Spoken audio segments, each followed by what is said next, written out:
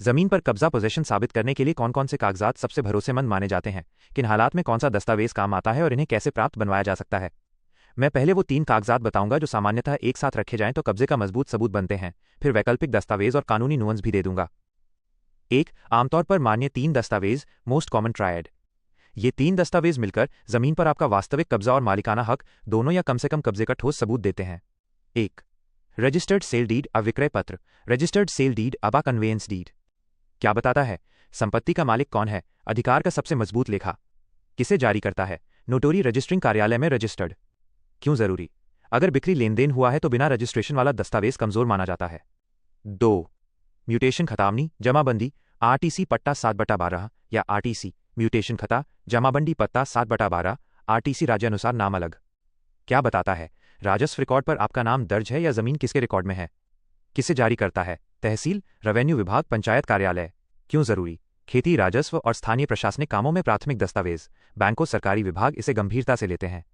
3. कब्जा प्रमाण, अ possession certificate, पर बिजली पानी, टैक्स रसीद या वार्ड रिकॉर्ड। पोजेशन सर्टिफिकेट पर utility bills, a property tax receipt, a possession certificate from local authority. क्या बताता है? जमीन पर वास्तविक रूप से किसका भौतिक नियंत्रण है, यानी व्यक्ति वहां रहता, कर्म करता, उपयोग करता है। उदाहरण, संपत्ति कर, प्रॉपर्टी टैक्स के चालान, बिजली पानी के बिल जो प्रॉपर्टी के पते पर आते हों, स्थानीय निकाय, पंचायत, किसी अधिकारी द्वारा दिया कब्जा प्रमाण पत्र, फोटो साक्ष्य, जमीन के किनारे बनाए गए भवन, बाढ़ के दस्तावेज। क्यों जरूरी? सेल डीड म्यूटेशन होने के बाद भी वास्तविक कब्जा न होने पर बिल कर रसीदें और स्थानीय प्रमाण काम आती हैं। ये तीनों मिलकर एक ठोस मामला बनाते हैं। रजिस्टर्ड डीड कानूनी हक दिखाती है, म्यूटेशन जमाबंदी राजस्व रिकॉर्ड दिखाती है और टैक्स बिल कब्जा प्रमाण वास्तविक कब्जा दिखाते हैं। 2. अन्य सहायक वैकल्पिक दस्तावेज, ऑक्सिलरी डॉक्यूमेंट्स। ये दस्तावेज भी बहुत काम आते हैं, खासकर विवाद, अदालत, बैंकिंग प्रक्रियाओं में। इनकम्ब्रेंस सर्टिफिकेट। इनकम्ब्रेंस सर्टिफिकेट ईसी बताता है कि संपत्ति पर कोई बंधक दावे दर्ज तो नहीं।